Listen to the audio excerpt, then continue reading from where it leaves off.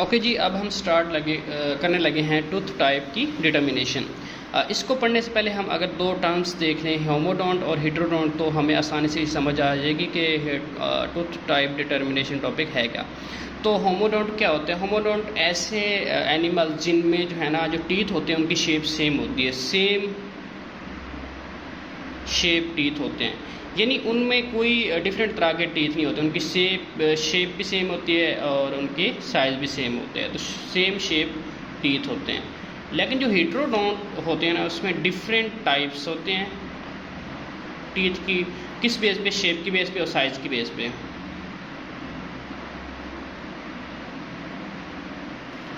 अगर मैं बात करूँ ह्यूमंस की, तो ह्यूमंस में 4 डिफरेंट टाइप की फैमिलीज़ होती हैं। कौन कौन सी? नंबर 1 जो मिड लाइन में आते हैं इंसाइजर्स, और उसके बाद आते हैं उसके साथ कैनाइन्स और प्रीमोलर्स, और फिर एंड पे, ये हमने मिड लाइन से क्या कहते हैं, एंड की तरफ स्टार्ट किया है, एंड पे आते हैं मोलर्स। अब इनकी शेप भी डिफरेंट है, तो इट मीन्स इनका शेप साइज डिफरेंट, तो इट मीन्स इनका जो है ना, जो फंक्शन है ओरल कैविटी में वो भी डिफरेंट है, यानी डेंटिशन में इनका फंक्शन भी डिफरेंट है। अगर मैं बात करूँ इंसाइजर्स की, तो इंसाइजर क्या कराते हैं? Biting, cutting. तो ये इंसाइजर और कैनाइन बाइटिंग, कटिंग, इनमें रोल होता है। जो प्री मोलर्स और मोलर्स होते हैं, इनका रोल होता है ग्राइंडिंग और मेस्टिकेशन या च्यूइंग में होता है। ग्राइंडिंग, च्यूइंग, तो ये ग्राइंडिंग और च्यूइंग कराते हैं। तो इसलिए जो है ना, जो हेटेरोडोंट है, तो ये इंसाइजर, कैनाइन्स और प्री मोलर्स आ जाते हैं। अब जो टूथ टाइप डिटर्मिनेशन का क्या मतलब है कि जो जहाँ पे अगर मैं बात करूँ, ये आर्च है मेरे पास, तो मिड लाइन में क्या होते हैं? इंसाइजर्स, फिर उसके साथ क्या होते हैं? कैनाइन्स, फिर उसके साथ क्या होते हैं? प्री मोलर्स, फिर होते हैं एंड पे प्रोक्सिमल पोर्शन में हमारे पास मोलर्स होते हैं। तो ऐसी क्या चीज़ है, ऐसी कौन सा फैक्टर है जो डिसाइड करता है कि मिड लाइन पे इंसाइजर ने बनना है, फिर कैनाइन ने बनना है उसके साथ, फिर उसके साथ बनना है प्री मोलर्स ने, फिर प्रोक्सिमल पोर्शन में किसने बनना है? मोलर्स ने। तो इसको डिटर्मिन करता है, इसके लिए 2 मॉडल्स बताए गए हैं basically, model for correct position and pattern determination. एक है फील्ड मॉडल और दूसरा है क्लोन मॉडल। ये दोनों अपनी अपनी जगह पे ठीक हैं, दोनों को सपोर्ट करने के लिए हमारे पास थ्योरीज हैं पड़ी और एविडेंस है पड़े। अब क्लोन मॉडल में होता क्या? अब क्लोन मॉडल में एक तो ये है कि डिस्टिंक्ट ग्रेडिंग होती है, डिस्टिंक्ट ग्रेडिंग। दूसरा इसके साथ होती डिस्टिंक्ट ग्रेडिंग है, लेकिन इसके साथ ओवरलैप भी करते हैं ये रीजन्स, ओवरलैपिंग भी होती है। अब हम इन दोनों टर्म्स को एक्सप्लेन करेंगे कि डिस्टिंक्ट ग्रेडिंग और ओवरलैपिंग में इसका क्या मतलब है।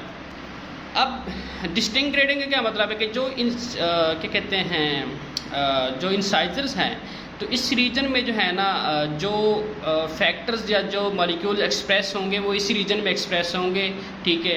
इनमें कोड होता है, इंसाइजर के रीजन में कोड होता है, किसके लिए? इंसाइजर फॉर्मेशन के लिए। कैनाइन के रीजन में कोड होता है, वो किसकी फॉर्मेशन के लिए होता है? वो होता है कैनाइन की फॉर्मेशन के लिए। प्री मोलर्स में प्री मोलर की फॉर्मेशन के लिए कोडिंग होती है, और इसमें जो है ना मोलर्स में मोलर की फॉर्मेशन के लिए। अब इसको एक्सप्लेन करने के लिए ये देखिए, एक होम्योबॉक्स जीन्स है, ठीक है। ये सपोज डिसाइड करता है कि जो है ना, यहाँ पे ये होम्योबॉक्स जीन्स है, सेट है ABCDEF, ठीक है। इधर भी ABCDEF, इधर भी ABCDEF। अब ये मोलर्स का रीजन है, ये प्रीमोलर्स, और ये जो है ना इंसाइजर्स, प्लस हमारे पास आ जाता है इसमें कैनाइन्स। तो अब इसमें देखें, अब एक हम इसमें देखते हैं कि ये जो है ना, ये जो आपको नज़र आ रही है ये रीजन, ये डिस्टिंक्ट ग्रेडिंग नज़र आ रही है, यानी ये ग्रेड बना हुआ है कि ये जो है ना, ये रीजन किसके लिए है, इसमें जो जीन्स पड़ी है ये रीजन किसके लिए? इंसाइजर कैनाइन के लिए। और ये वाला जो रीजन है, इसमें ग्रेडिंग हुई पड़ी है कि ये रीजन किसके लिए है? प्री मोलर्स के लिए, और ये वाला किसके लिए? मोलर्स के लिए। अब इसमें एक चीज़ और देखें कि ABCDEF जीन्स, जो होम्योबॉक्स जीन्स का सेट है, ये मैंने एग्जांपल के तौर पे वैसे बनाए हुए हैं, ठीक है।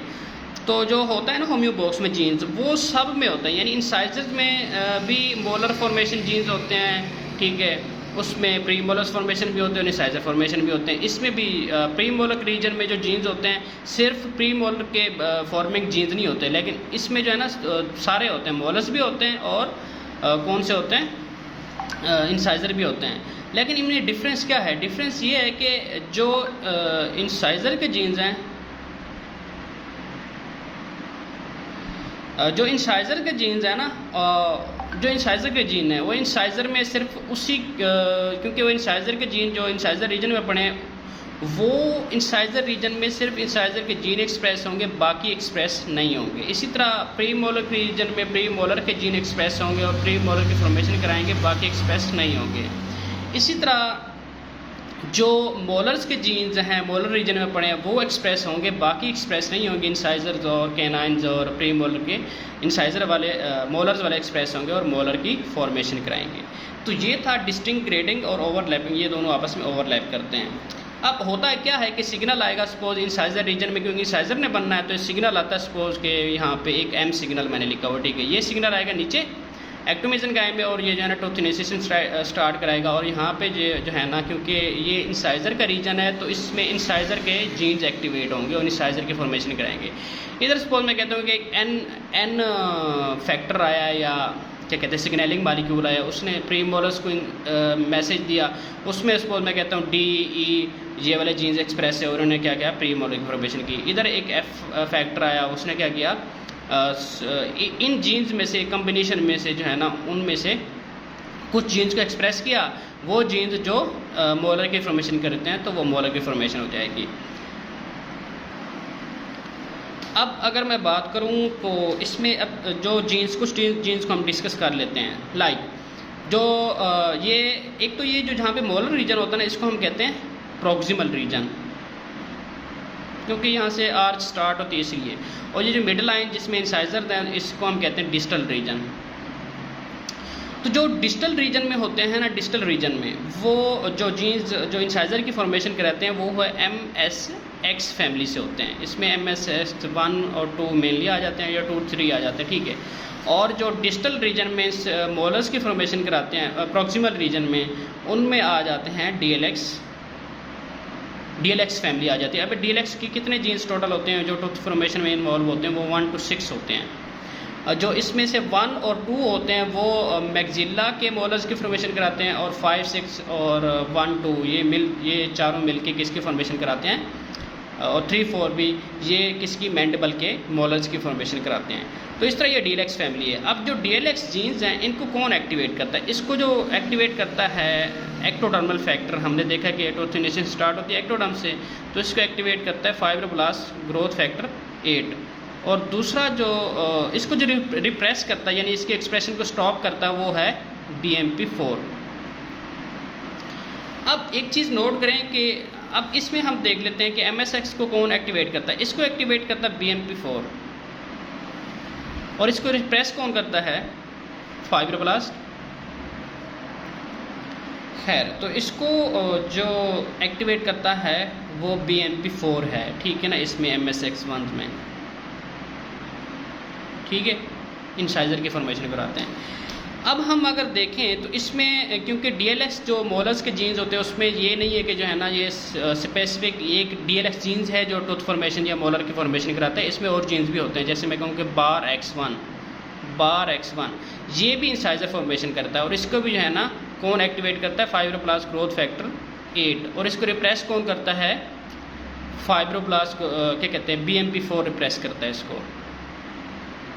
अब अगर मैं बात करूं, अब क्योंकि मैंने कहा कि ये जो जीन्स इंसाइजर की फॉर्मेशन में होते हैं इंसाइजर रीजन में वो भी पड़े होते हैं, उसमें मोलर्स वाले भी पड़े होते हैं। अब मैं कहूं कि इसमें क्योंकि मोलर वाला जीन भी पड़ा होगा, जिसमें कहता हूँ कि DLX भी पड़ा है इसमें, इस सेट में इसमें MSX भी पड़े हैं जो कि इंसाइजर की फॉर्मेशन करे, तो इसमें बार X भी है।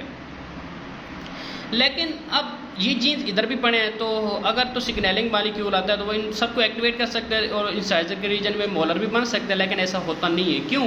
क्योंकि यहाँ पे जो BMP4 है तो है ना, BMP4 वो यहाँ पे इंसाइजर रीजन में MSX जो जीन्स होता है उसको तो एक्टिवेट करता है, इंसाइजर की फॉर्मेशन करवाता है, इंसाइजर फॉर्मेशन। लेकिन ये वाले जो जीन्स हैं इनके ऊपर इसका नेगेटिव इफेक्ट होता है। इन दोनों जीन्स पे, बार X1 पे और DLX फैमिली पे। तो जब नेगेटिव इफेक्ट होगा, रिप्रेशन कराएगा, तो नो मोलर फॉर्मेशन।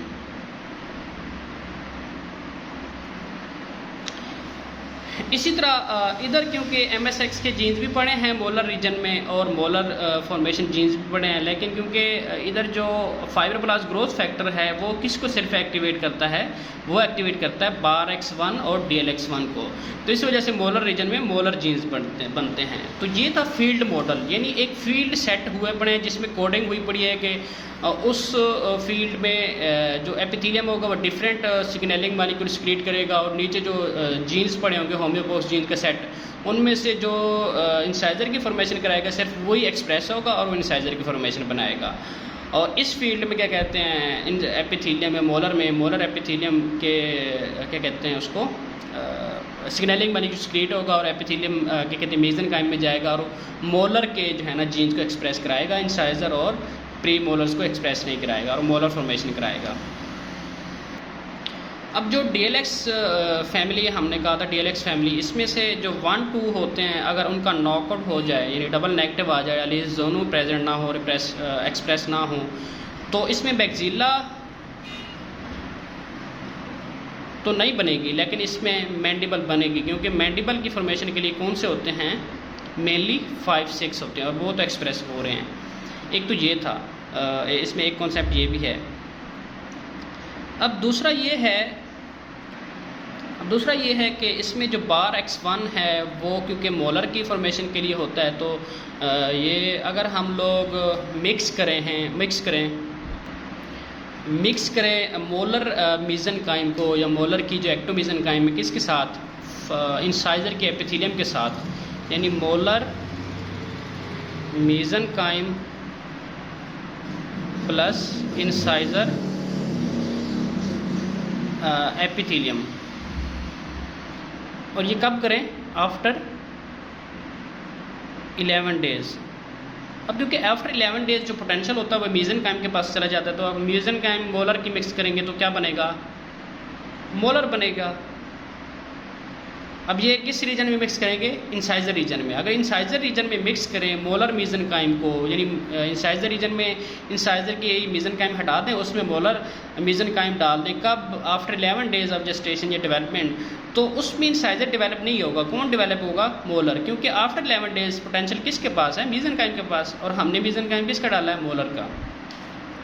अब हम पढ़ेंगे अगला जो है वो है हमारे पास क्लोन मॉडल। क्लोन मॉडल का कॉन्सेप्ट ये है कि इसमें ये कहता है कि जो पोटेंशियल होता है या जो गवर्न करती है टूथ फॉर्मेशन को वो एपिथेलियम होती है, यानी एपिथेलियम प्रोग्रामिंग करती है मीज़नकाइम की। प्रोग्रामिंग करती है किसकी, एक्टोमीज़नकाइम की, और वो डिसाइड करती है कि जो है ना एपिथेलियम डिसाइड करेगी, एक्टोमीज़नकाइम की प्रोग्रामिंग करेगी, यानी इसको कंट्रोल करेगी और टूथ फॉर्मेशन कराएगी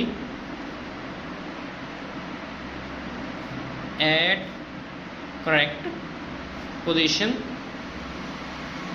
ठीक है, अब इसके लिए भी सपोर्ट के लिए एक एविडेंस है कि जब उन्होंने मोलर रीजन में, क्योंकि उसमें तो थोड़ा जो रीजन थे ना ओवरलैपिंग थे फील्ड में, लेकिन इसमें ओवरलैपिंग के नतीजे में जो है ना उसकी फॉर्मेशन होती है, लेकिन इसमें जब हमने मोलर रीजन को एक्सट्रैक्ट किया, उसको आइसोलेटली ग्रो कराया, अलहदा ग्रो कराया, तो जो हमारे पास जो मोलर है उनकी फॉर्मेशन हुई। तो ये था क्लोन मॉडल। हमने 2 मॉडल डिस्कस किए टूथ टाइप डिटर्मिनेशन में।